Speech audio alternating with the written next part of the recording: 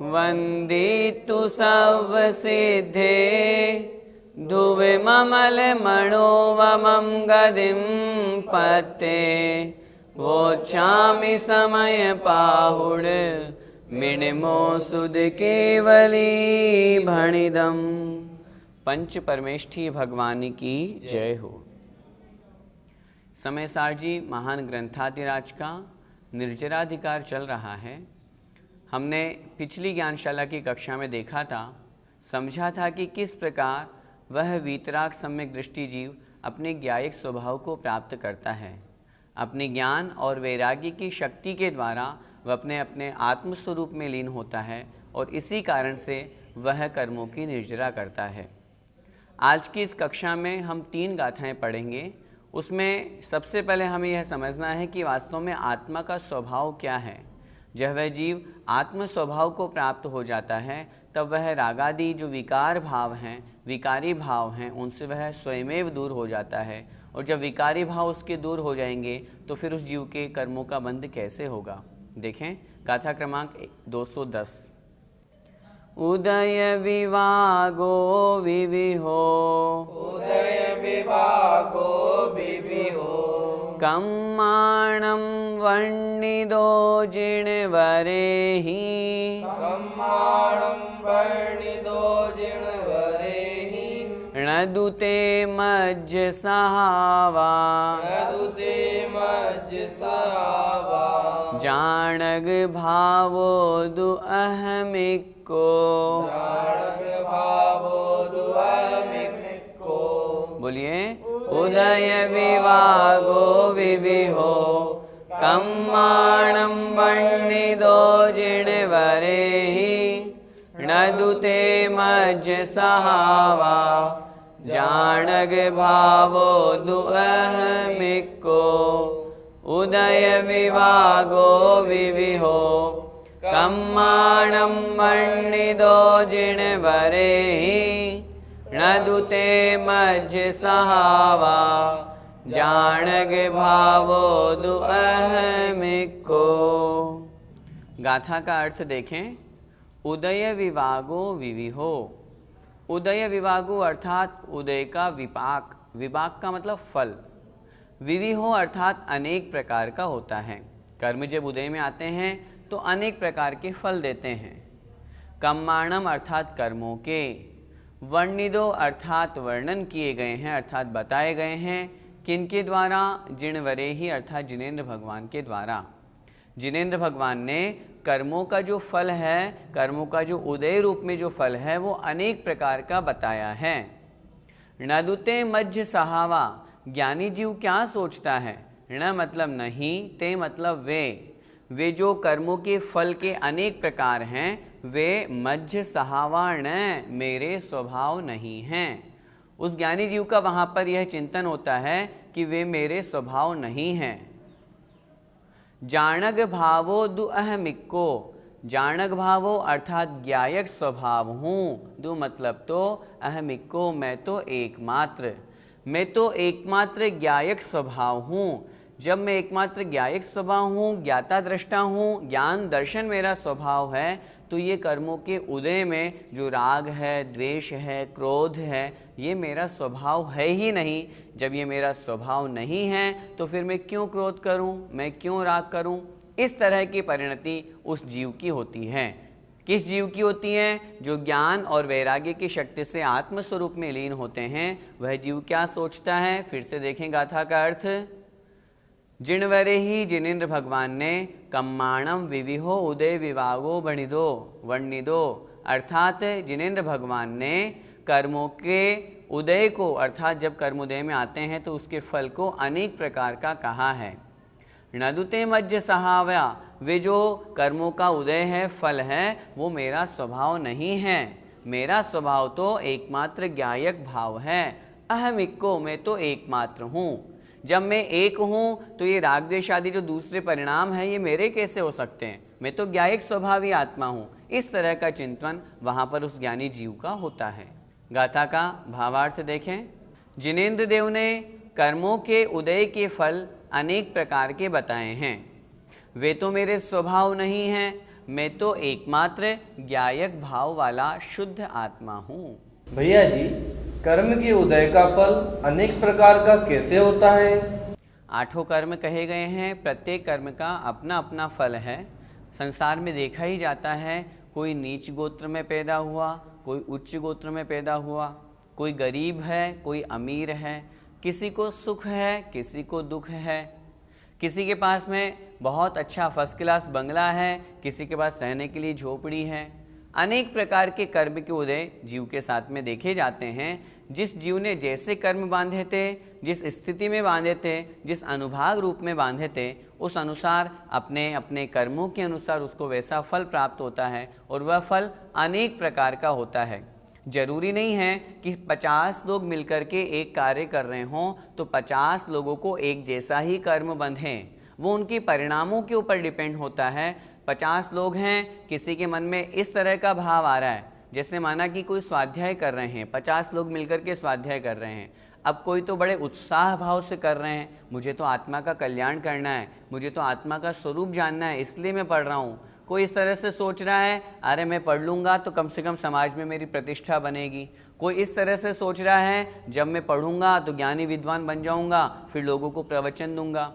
अनेक प्रकार की भावनाओं को लेकर के जो क्रिया की जा रही है, उस अनुसार उस जीव के कर्म बंधते हैं और जब वो फल देते हैं तो उस अनुसार ही अनेक प्रकार के फल उस जीव को प्राप्त होते हैं। भैया जी, कर्म का फल मेरा स्वभाव क्यों नहीं है? यदि कर्म का फल आत्मा का स्वभाव मान लेंगे तो फिर सिद्ध भगवान में भी वहाँ पर कर्म का फल उपस्थित हो जाएगा। आत्मा का स्वभाव मात्र ज्ञान दर्शन है, कर्म का फल क्रोध रूप है, राग द्वेष रूप है, सुख दुख रूप में है, जो आत्मा उससे बहुत प्रकार से बहुत अलग तरह की है। कहने का तात्पर्य है, आत्मा का स्वभाव ज्ञान दर्शन है। कोई जीव राग कर रहा है, कोई द्वेष कर रहा है, किसी को क्रोध हो रहा है, कोई मान है, कोई लोभ में फंसा हुआ है, ये सब कर्मों के उदय के कारण से ही तो हो रहा है।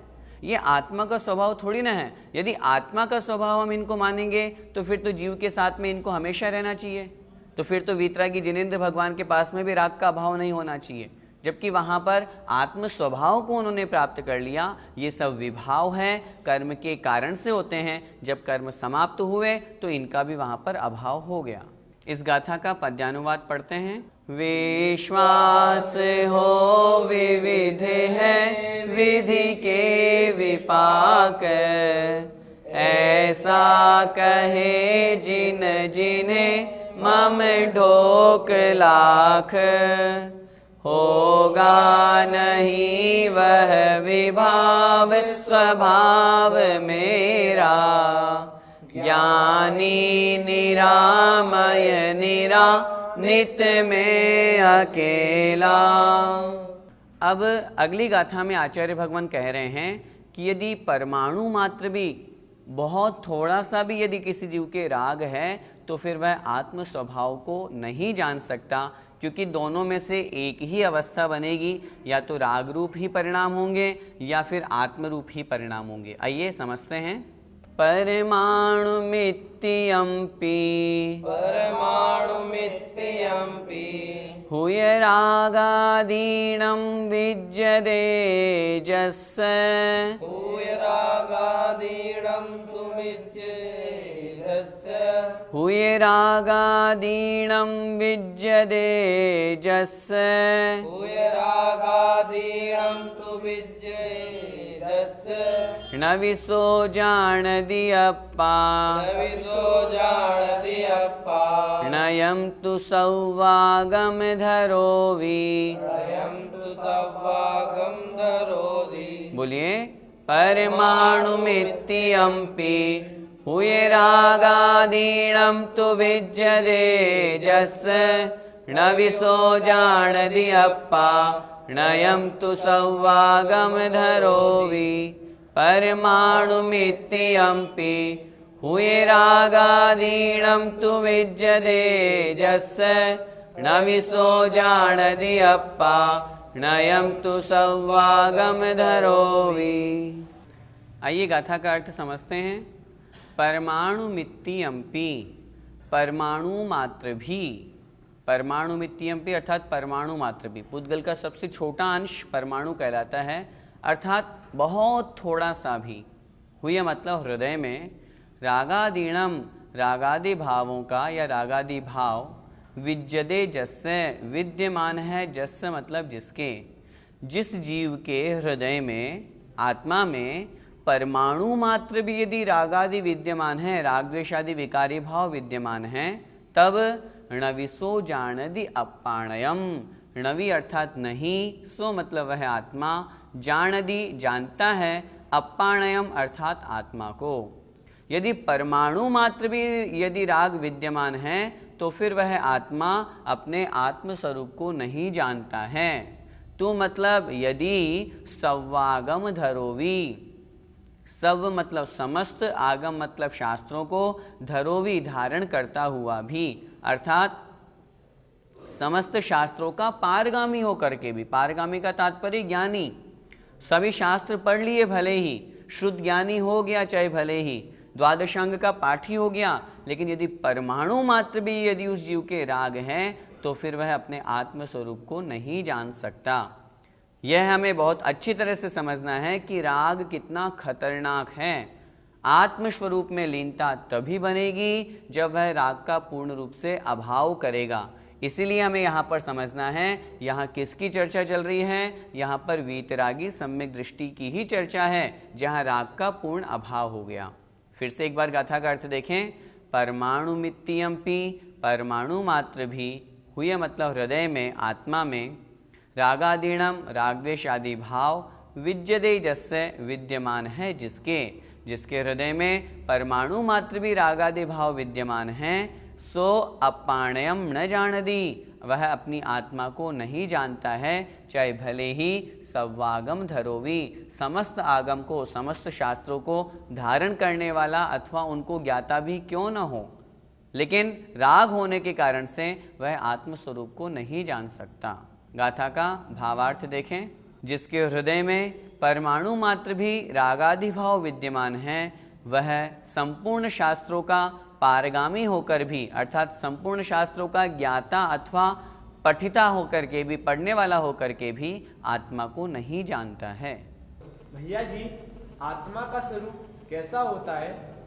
एक पंक्ति में यदि हम कहना चाहें तो आत्मा का स्वरूप राग रहित होता है। जो आत्मा रागादि भाव कर्म, ज्ञानावर्णादि द्रव्य कर्म और शरीर आदि 9 कर्म से रहित होती है, वही तो आत्मा का लक्षण है, वही आत्मा का स्वरूप है। और उसी आत्म स्वरूप को वह जीव तभी प्राप्त कर सकता है जब वह रागादि विकारी भावों से दूर होता है। भैया जी, तो क्या रागी आत्मा मिथ्या दृष्टि होता है? नहीं, ऐसा नहीं है। रागी को मिथ्या दृष्टि नहीं कह रहे हैं यहाँ पर।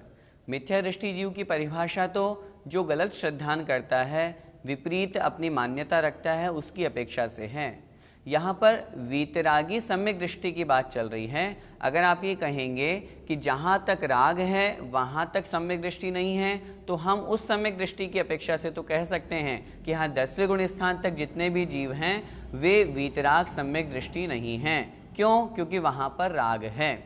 जहाँ तक राग होता है, अब यूँ तो 10वें गुण स्थान तक अज्ञान है तो हम उसे मिथ्या दृष्टि थोड़ी ना करेंगे, मिथ्या ज्ञानी थोड़ी ना कहेंगे। मिथ्या दृष्टि मिथ्या ज्ञानी रूप जो चर्चा है वो अलग है, वो सम्यक्त्व की अपेक्षा से है। यहाँ वीतराग सम्यक दृष्टि की बात चल रही है, तो 10वें गुण स्थान तक के जीव सराग सम्यक दृष्टि कहलाते हैं, 4थे गुण स्थान से 10वें गुण स्थान तक के, और उससे ऊपर जहाँ राग और मोह का क्षय हो गया अथवा अभाव हो गया, वे जीव वीतराग सम्यक दृष्टि कहलाते हैं। भैया जी, द्वादशांग का ज्ञाता विरागी है, तो क्या वो आत्मा को नहीं जानता? हाँ, निश्चित रूप से यदि कोई द्वादशांग के ज्ञाता हैं और यदि वो आत्मस्वरूप में लीन नहीं है तो हम उन्हें रागी ही कहेंगे। 10वें गुण स्थान तक के जो द्वादशांग के पाठी श्रुत केवली मुनि महाराज हैं, यदि वे आत्मस्वरूप में लीन नहीं हैं, यदि वो उस ज्ञान की अपेक्षा से अन्य पर पदार्थों को जान रहे हैं, आत्मा को नहीं जान रहे हैं, तो उस अपेक्षा से हम उन्हें वहाँ पर रागी ही कहेंगे। यहाँ बात चल रही है वीतराग सम्यक दृष्टि की, यहाँ पर सराग सम्यक दृष्टि की बात नहीं चल रही है। इस अपेक्षा से जो द्वादशांग के पाठी हों अथवा ज्ञानी हों, उपयोग दोनों में से एक जगह ही रहेगा। यदि वहाँ पर राग रूप जानने रूप परिणति हो रही है अन्य पर पदार्थों को, तो राग है। यदि वहाँ पर आत्मस्वरूप को जान रहे हैं तो वहाँ पर आत्मस्वरूप में उनकी वहाँ पर परिणति रहेगी, उपयोग आत्मा का वहाँ पर रहेगा। जब द्वादशांग के ज्ञानी मुनि महाराज आत्मस्वरूप में लीन होंगे, शुद्धोपयोग को प्राप्त होंगे, तब वे राग रहित कहलाएंगे। जब वे शुभोपयोग को प्राप्त हो जाएंगे तो वे राग सहित कहलाएंगे। भैया जी, रागांश से क्या हानि है? रागांश, राग का अंश मात्र भी, आचार्य भगवान ने तो यहाँ पर लिखा है परमाणु मात्र भी यदि वहाँ पर राग है तो सबसे बड़ी हानि क्या है? वह जीव आत्मानुभव नहीं कर सकता, वह शुद्धोपयोग में लीन नहीं हो सकता, आत्म स्वभाव को प्राप्त नहीं कर सकता, यही सबसे बड़ी हानि है। और जब वह आत्म स्वभाव को प्राप्त नहीं करेगा, शुद्धोपयोग में लीन नहीं होगा, तो जो संसार का चक्र है पुनः कर्म का बंध करेगा। इस तरह से वह संसार में परिभ्रमण ही करता रहेगा। इसलिए किंचित भी यदि राग है तो वह जीव का कल्याण करने वाला नहीं है, वह आश्रव बंध का कारण है। और जब उसी राग का वहाँ पर अभाव हो जाएगा तो वही जीव संवर और निर्जरा करके मोक्ष को प्राप्त करता है।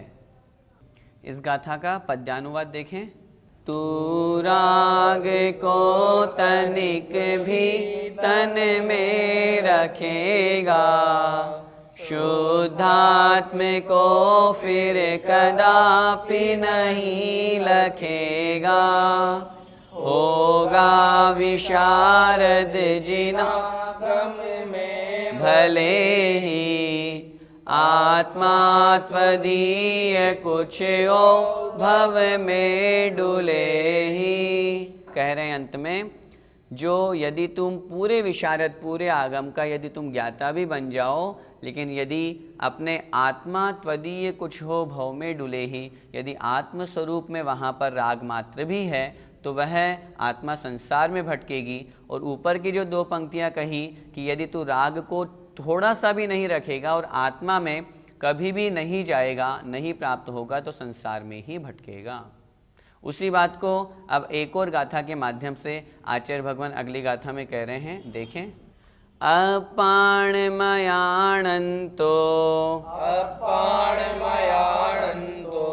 अणपयं चाविसो अयाणन्तो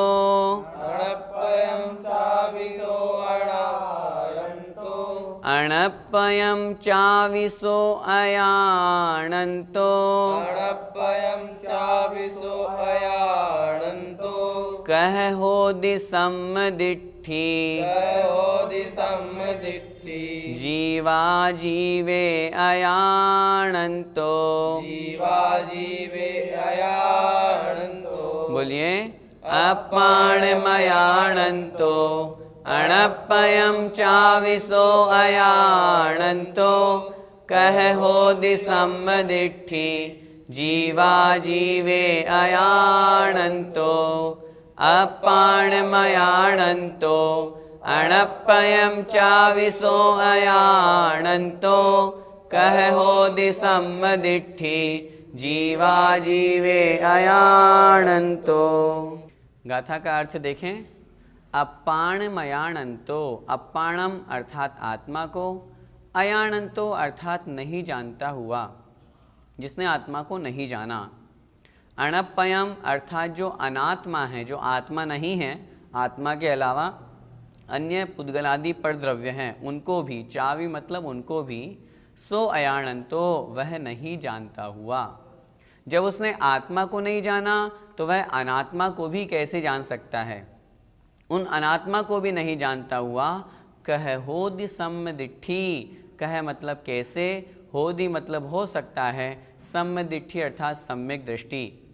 वह आत्मा सम्यक दृष्टि कैसे, वह आत्मा सम्यक दृष्टि कैसे हो सकता है?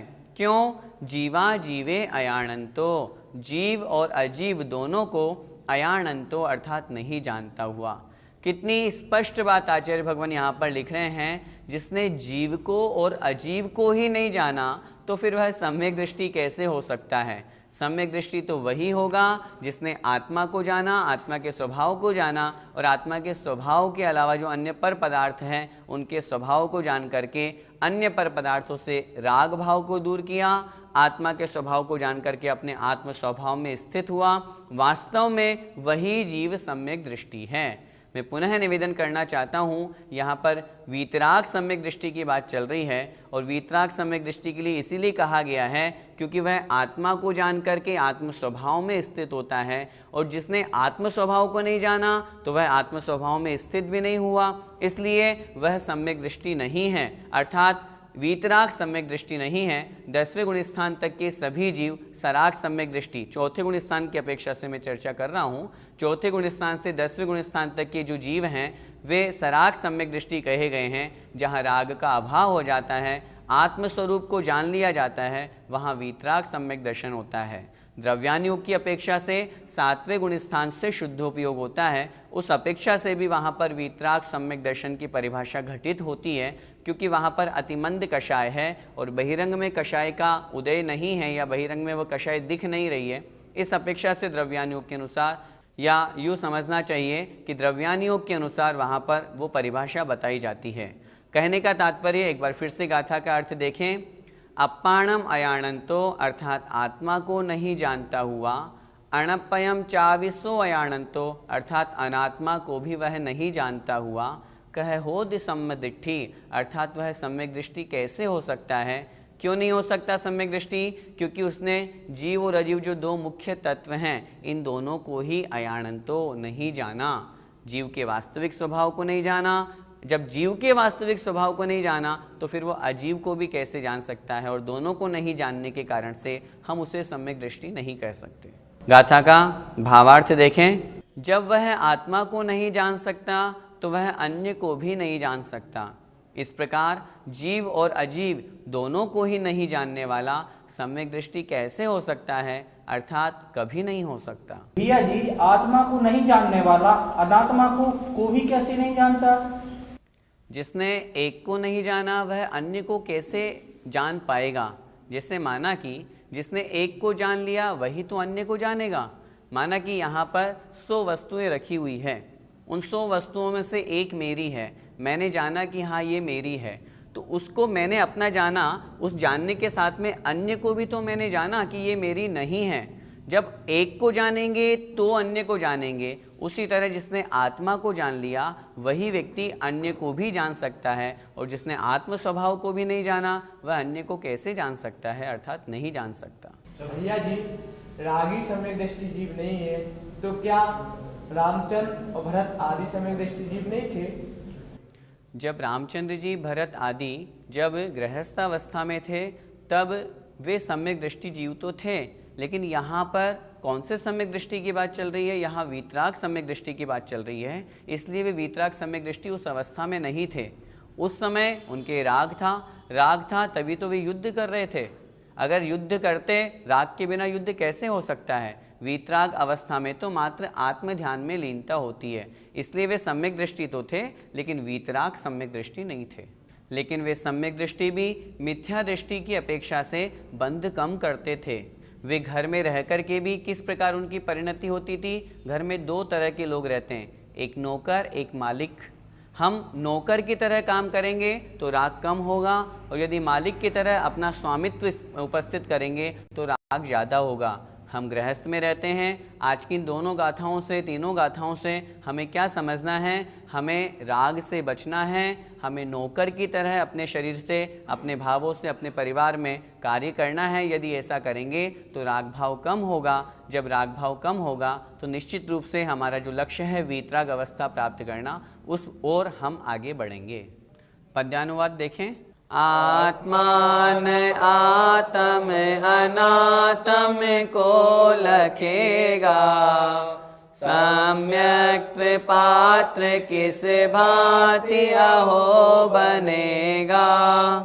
यो कुंद कुंद कहते बन वीतरागी, क्यों व्यर्थ दुख सहता तज राग रागी। जय जिनेन्द्र। इस कार्यक्रम के पुण्यार्जक परिवार है Shri Parasnath re rolling mills limited, Durgapur 1, Bardhaman, Paschim Bangal. Amita Jain, wife of Anil Kumar Jain. Sangeeta Jain, wife of Vipin Kumar Jain. Manak Chand, Kamla Devi, Rakesh, Neetu, Rishabh, Saumya एवं आयुषी मुशरफ। B123, Sethi colony, Jaipur, Rajasthan. श्री जनार्दन प्रसाद जी, श्रीमती पतंती देवी, मुकेश कुमार, साक्षी, ईशा, मोना खंधार, श्री किशोर खंधार, श्रीमती सुषमा खंधार, परिमल खंधार, अहमदाबाद।